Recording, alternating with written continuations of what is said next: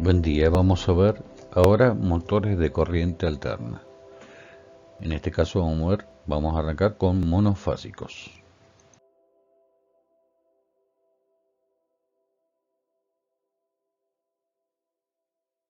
En motores de corriente alterna existen dos grandes grupos: los monofásicos y los trifásicos. Esos son los dos grandes grupos de los motores de corriente alterna. Dentro de los motores monofásicos tenemos los de rotor bobinado y los de rotor de jaula de ardilla. Los que tienen rotor bobinado son los taladros, la amoladora, la batidora, herramientas eléctricas. Ellos contan del rotor bobinado y el estator bobinado. Tiene un solo sentido de circulación la corriente, están todas las bobinas conectadas en serie. Pasa por uno de los campos, pasa por los carbones, el colector, pasa por las bobinas del rotor, por el otro carbón y por el otro campo del estator. Acá estaría la alimentación de 220 volts. Como ventaja, puede fabricarse para varias velocidades, posee un gran par de arranque y con un reóstato en serie podemos modificar la velocidad. Las desventajas: mucho mantenimiento, los carbones se desgastan, empieza a hacer chispazo, eso provoca perturbaciones eléctricas, son ruidosos a altas velocidades y no son para aplicaciones de uso permanente. Seguimos con lo de rotor de jaula de ardilla. Este es un rotor con un núcleo ferromagnético, no está bobinado, las bobinas solo van a estar en el estator. Las aplicaciones son para los ventiladores, compresores, bomba, es para uso continuo. Las ventajas: poco mantenimiento y velocidad constante. La desventaja es una corriente elevada en el arranque. Los motores de corriente alterna monofásico lo que tiene una corriente de arranque entre 4 y 7 veces la corriente normal de trabajo. Los motores de jaula de ardilla lo que tienen son dos bobinados: un bobinado de trabajo y un bobinado de arranque. Ambos bobinados están dentro o en el estator. La parte fija del motor, ahí están los dos bobinados. De los motores de jaula de ardilla existen tres grandes grupos: con plaqueta centrífuga, con capacitor de arranque o con capacitor permanente. Esos son tres grandes grupos de los motores con rotor de jaula de ardilla. Arrancamos por el primer grupo, es con plaqueta centrífuga. Tenemos que hacer circula corriente por ambos bobinados, el de trabajo y el de arranque. Esta es la plaqueta centrífuga, es una llave. Esta es la llave y este es el dispositivo centrífugo. Esta plaqueta va conectada en serie con los bobinados de arranque. Entonces alimentamos con fase una punta de la bobina del trabajo, la plaqueta centrífuga que está cerrada y el bobinado de arranque.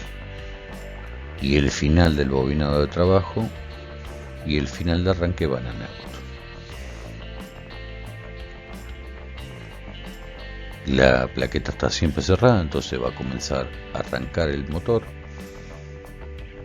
Cuando alcance el 70-80% de la velocidad máxima, por fuerza centrífuga, esta plaqueta se retrae, desactivando la llave. Se abre la llave y una vez que arrancó, deja de funcionar el bobinado de arranque.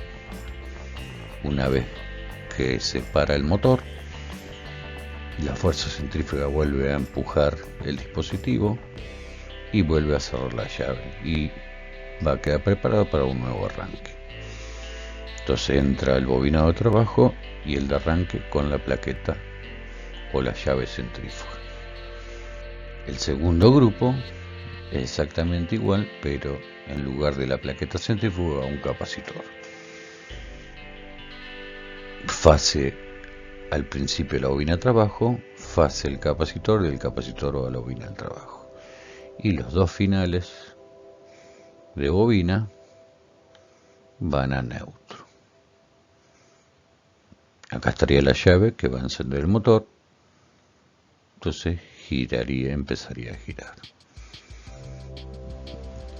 Entre el arranque y el capacitor, arranque con capacitor y capacitor permanente, es la misma conexión, pero algunos diseños de motores, este capacitor, cuando es de arranque, anula el bobinado de arranque, y hay otras clases de motores que este capacitor queda funcionando. No funciona a pleno, entonces va a hacer que la bobina de arranque esté en un porcentaje funcionando. Esa es la diferencia entre capacitor de arranque y arranque permanente. Eso va a depender del fabricante del motor. Al capacitor hay que acoplar un capacitor que el fabricante va a decir qué capacidad en microfaradios tengo que ponerle a ese motor. No podemos poner cualquiera. Dijimos que los motores tienen monofásico, la gran mayoría. Los de rotor bobinado tienen dos bobinados, uno de trabajo y uno de arranque. Para invertir el sentido de giro tengo que invertir el principio por el final de alguna de las bobinas, o el del trabajo o el de arranque. Es exactamente lo mismo. En el primer caso va fase a trabajo, la corriente entraría por este lado, a neutro, y fase en el de arranque, las dos corrientes van hacia el mismo lado. Esto haría que el sentido del motor sea un sentido horario. Acá estaría el capacitor o la plaqueta centrífuga. En este otro caso, ¿qué hicimos? Invertimos el principio y el final de la bobina de arranque. Entonces va a ir fase al de trabajo, que circulará en este sentido, y a la de arranque irá en este otro sentido. Eso va a hacer que el motor gire en sentido antihorario. Yo puedo invertir la de arranque o puedo invertir la de trabajo. Para lograr esta inversión de giro, yo tengo que tener un motor monofásico con los 4 cables de conexión. Los dos, el principio y el final de la bobina de arranque, el principio y el final de la bobina de trabajo, donde yo pueda realizar las conexiones. Vamos a ver un automatismo hecho para un portón o una cortina. Vamos a empezar reconociendo algunos componentes. Finales de carrera son llaves que pueden tener normales abiertos y normales cerrados. Normal quiere decir su posición de reposo, sin que aplique o un movimiento o una energía o una corriente. Son interruptores con movimiento mecánico. En este caso tenemos uno de piso y uno de techo. En el primer paso tenemos una llave selectora, una triple inversora. Quiere decir que desde los bornes del centro o me habilita hacia un lado o me habilita hacia el otro, las tres llaves al mismo tiempo. En este primer caso la fase va a entrar por el final de carrera. Como está cerrado, va a ir al punto 1, al borne 1. Este borne 1, como está conectado con el borne 4, me va a llevar fase a la bobina de arranque. También me está llevando fase a la bobina de trabajo. Entonces tengo fase en el final de la bobina de trabajo y fase en el principio de la bobina de arranque. El neutro va directo a la bobina de arranque y está yendo por esta llave al principio de la bobina de trabajo. Entonces me queda fase, neutro, fase, neutro. Ahí el motor empezaría a subir. Cuando llegue a donde pusimos el final de carrera, este se va a abrir y se va a detener el motor.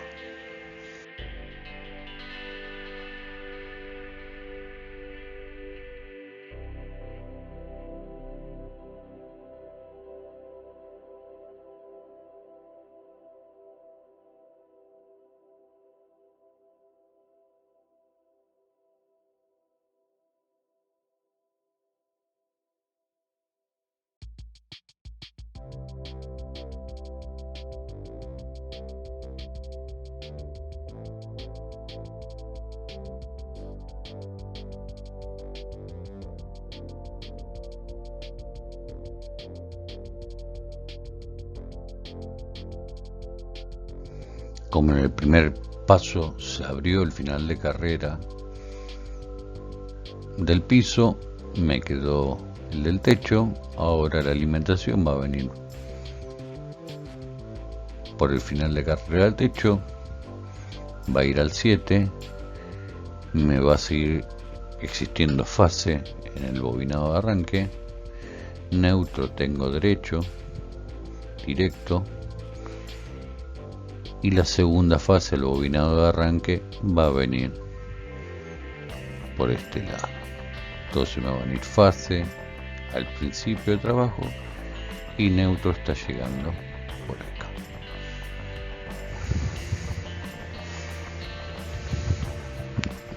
Entonces ahí el motor estaría girando en sentido horario, bajaría hasta que llegue, subiría hasta que llegue al techo y abra el final de carrera.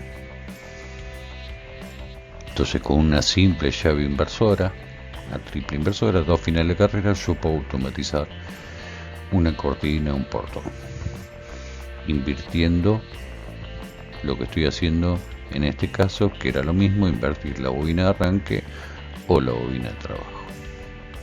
Hacemos un repaso. Entonces de los motores dijimos 2 grandes grupos, teníamos los monofásicos y los trifásicos. De los monofásicos vamos al de rotor bobinado, agujereadoras, amoladoras, son los que tienen carbones, esos son rotores bobinados, los que llevan carbones, y los de jaula de ardilla.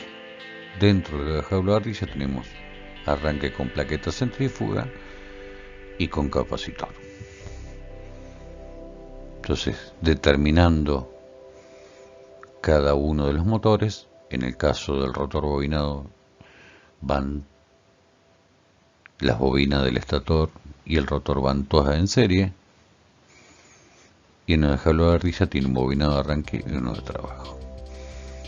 El capacitor puede ser de arranque o puede ser permanente.